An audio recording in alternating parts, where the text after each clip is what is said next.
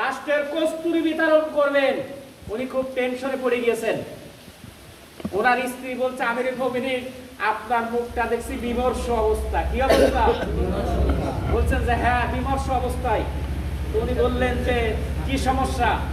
বললেন যে আমি এই যে কস্তুরী বিতরণ করবো তো এই জন্য টেনশনে। তো বলছে এই সামান্য জিনিস এইটুকু বিতরণ করার জন্য আর আপনার পেরেশানির কি আছে? বলছে আমি তো পেরেশানি হচ্ছে এই কারণে যে আমার হাতে তো লেগে থাকবে, এই জিনিসের হক আমার নেই। কথাটা বুঝতে পেরেছে? আমিরুল মুমিনিন হযরত ওমর ফারুক রাদিয়াল্লাহু তাআলা আনহুর স্ত্রী বললেন, আমিরুল মুমিনিন আপনি ওটা বর্জন করেন, আপনি আমার দায়িত্ব দেন, আমি বর্জন করে দিচ্ছি। উনি বললেন যে বাহ চমৎকার, তুমি তো আমার পরিবারেরই সদস্য, আমার হাতে লেগে থাকলে যা হবে, তোমার হাতে লেগে থাকলেও তো তাই হবে। ওমর রাদিয়াল্লাহু তাআলা আনহু বললেন, মানুষ তো দূরের কথা, রাতের তীরে যদি একটি কুকুর মাটি মারা যায়, আমি ওমর কি আমাদের দিন যাব আশারের ভালো তাই পাবো। নিরীহ নিরপরাধ মানুষ, আলেম ওলামা, সাধারণ মানুষ কোনো অপরাধ করে নাই, রাত্রে ধরে নিয়ে যে মামলা দিয়ে দেয় যে অমুক বিল্ডিং ভাঙার জন্য বোমা থেকে দাঁড়িয়েছিল। ঠিক কিনা? ঠিক কিনা? আল্লাহ আছে না ভাই? আছে আছে অবশ্যই। নমরুদ, ফেরাউন, হামান, সাদ্দাত, এদের পতনের জন্য ইসলাম পন্থীদেরকে লাগে নাই, লেগেছে না। নমরুদের জন্য একটা নামের সিস্টেম বসা রাখতে, ঠিক কিনা? আর ফেরাউনের জন্য কি আপনারা জানেন, আলহামদুলিল্লাহ এত বানাবার ছিল, আয়না ঘর বানাইছিল, ঠিক কিনা? কি বানাইল না? আয়না ঘর ওই জামানায় এসব নিরপরাধ মানুষদেরকে ধরে গেছে, চোখ বেঁধে বছরের পর বছর আলো বাতাসহীন অবস্থায় রেখে দিয়েছে। আর জনগণকে সেজেছে, মানব কল্যাণকামী সেজেছে, ঠিক কিনা? দেখি বিশ্বনবীর চরিত্রের সাথে মেলে না। বিশ্বনবী সাল্লাল্লাহু আলাইহি ওয়াসাল্লাম এবং তার সাহাবীরা কেমন ছিল এইটুকু একটু জানা দরকার। জি জানা দরকার। জানতে চান তো? সূরা তাওবা, কোন সূরা? ৮৮ নম্বর আয়াত। কত নম্বর আয়াত? ৮৮ নম্বর আয়াত। আল্লাহ বলেন, লাকিনির রাসূল ওয়াল্লাযীনা আমানু মা'হু জাহাদু বিআমওয়ালিহিম ওয়া আনফুসিহিম ফি সাবিলিল্লাহ। আল্লাহ সুবহানাহু ওয়া তাআলা বলেন যে যারা আল্লাহর রাসূল এবং তার উপরে যারা ঈমান এনেছিল তারা তাদের জান আর মাল দিয়ে আল্লাহর রাস্তায় জিহাদ করেছে। বলুন সুবহানাল্লাহ। তার মানে আল্লাহর দ্বীন প্রতিষ্ঠার জন্য চেষ্টা করেছেন। হ্যাঁ, এই চেষ্টাটা আব্দুল্লাহ বিন উবাই এবং তার সঙ্গী সাথীরা করে নাই বলে আল্লাহর রাসূলের পেছনে নামাজ পড়ার পরেও তাদের ঈমান আর আমলের সাথে আল্লাহর কাছে গ্রহণযোগ্য আল্লাহর কাছে গ্রহণযোগ্য হয়নি। মনে রাখবেন, ঈমানবিহীন আমলের সাথে মূল্যহীন, আর আমলের সাথে বিহীন ঈমান অস্তিত্বহীন। ঈমানবিহীন আমলের সাথে মূল্যহীন, আর আমলের সাথে বিহীন ঈমান অস্তিত্বহীন। একটা এক লেখেন কি, একটা সৈন্য দেন কি হবে? আরেকটা দিলেন 100, আরেকটা দিলেন 1000, আরেকটা দিলেন 10,000, আরেকটা দিলেন 1 লক্ষ হয়ে গেল, ঠিক না? একটা কেটে দিলেন, একটা কেটে দিলেন কি হবে? কি হবে? কোন থাকবে? মসজিদ বানানো ভালো কাজ না খারাপ কাজ? একজন খানা বানানো, এদিন খানা বানানো, হ্যাঁ, মানুষের উপকার করা ভালো কাজ। আলহামদুলিল্লাহ। আল্লাহ সুবহানাহু ওয়া তাআলা সূরা তাওবা, কোন সূরা? 19 নম্বর আয়াত। কত নম্বর আয়াত? আল্লাহ বলেন, আজালতুম সিফায়াতাল হাজ্জি ওয়া ইমারাতাল মাসজিদিল হারামি কামান আমানা বিল্লাহি ওয়াল ইয়াউমিল আখির। ইলাহিল আয়াত। আল্লাহ সুবহানাহু ওয়া তাআলা বলেন, নিশ্চয় হাজিদের পানি পান করানো এবং কাবা ঘরের রক্ষণাবেক্ষণ করা, পরিষ্কার পরিচ্ছন্ন করা, এই সাইতে আল্লাহর কাছে, আল্লাহ এবং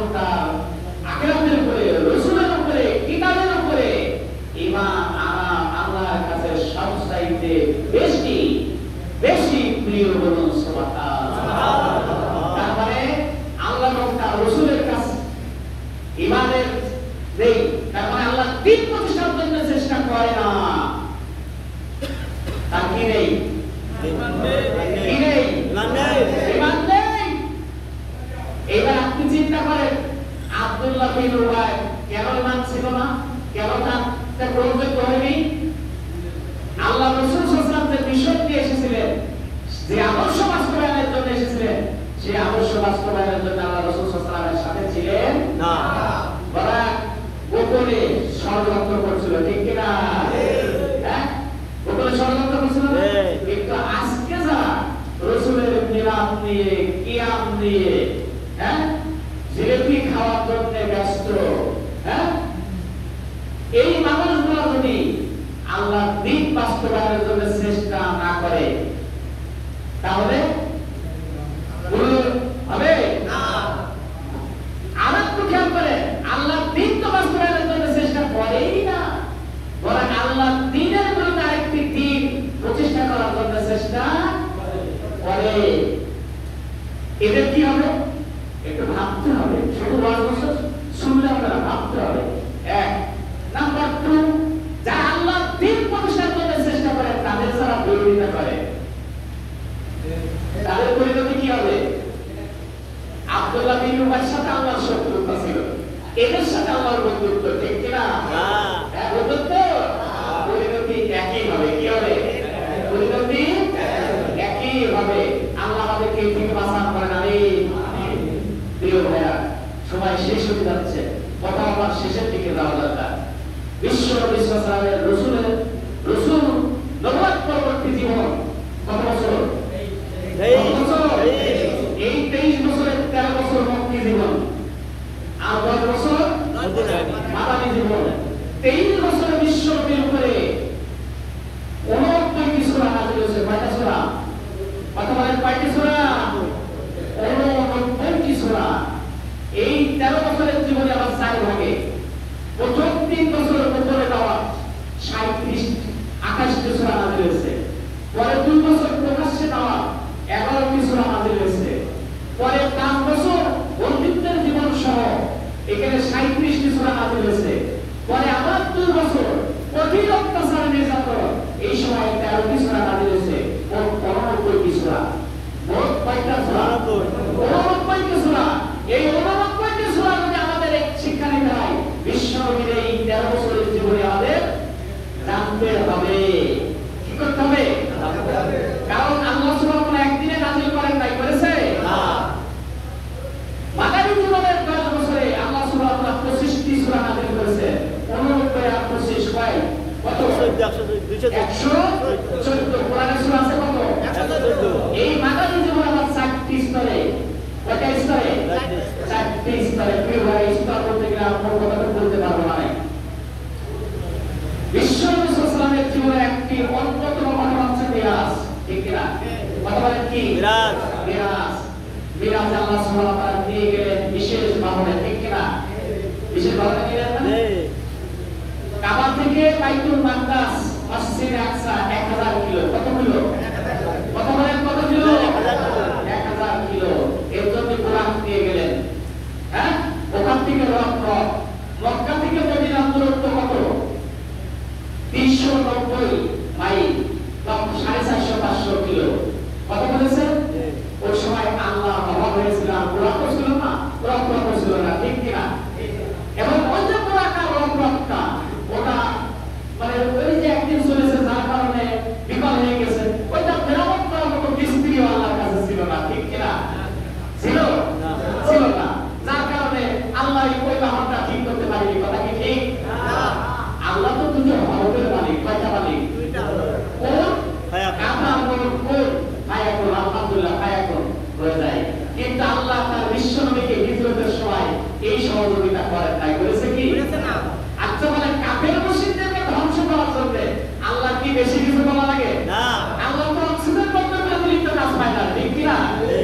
কিন্তু কতটা অনুভূতি আল্লাহ রাসূলকে দিলেন, ঠিক কি না? এইটার ঘটনাটা হলো যে আপনি আমরা যারা লেখাপড়া করেছি, স্কুল, কলেজ, ইউনিভার্সিটি, মাদ্রাসাতে ভর্তি হয়েছি, নিয়মিত ক্লাস করেছি, টিউটোরিয়াল পরীক্ষা দিয়েছি, কোর্স পরীক্ষা দিয়েছি, পরীক্ষার ফিস দিয়েছি, কিন্তু ফাইনাল পরীক্ষায় অ্যাটেন্ড না করলে, সবগুলো সাবজেক্টে পাস না করলে সার্টিফিকেট দেবে না। সার্টিফিকেট দেবে?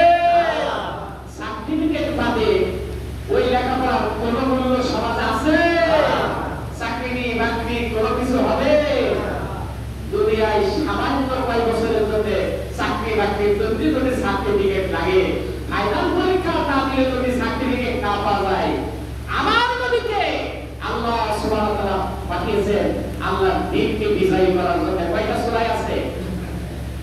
তিনটে সূরা।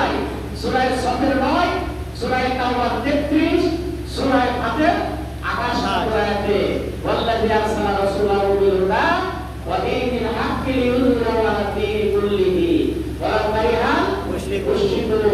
এই জন্য রাসূল সাল্লাল্লাহু আলাইহি ওয়াসাল্লাম এবং তার উপর ঈমান যে সমস্ত সাহাবায়েরা এনেছিলেন তারা সকলেই আল্লাহর দ্বীন প্রতিষ্ঠার জন্য চেষ্টা করেছেন। কারণ এটা হচ্ছে ফাইনাল পরীক্ষা।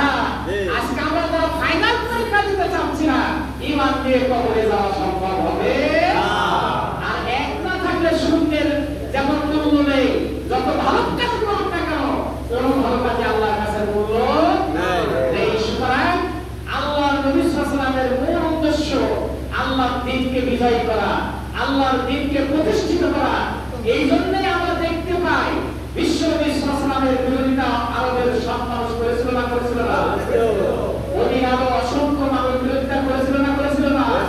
এমনকি সকল জাতি ধর্ম বর্ণ মিলিত হয়ে বিশ্ব নবী সাল্লাল্লাহু আলাইহি ওয়াসাল্লাম এবং আল্লাহ রাসূলের প্রতিষ্ঠিত রাষ্ট্রকে নির্মূল করার জন্য যুদ্ধে লিপ্ত হয়েছিল। যুদ্ধটার নাম কি? আহজাব। যুদ্ধটার নাম কি? আহজাব।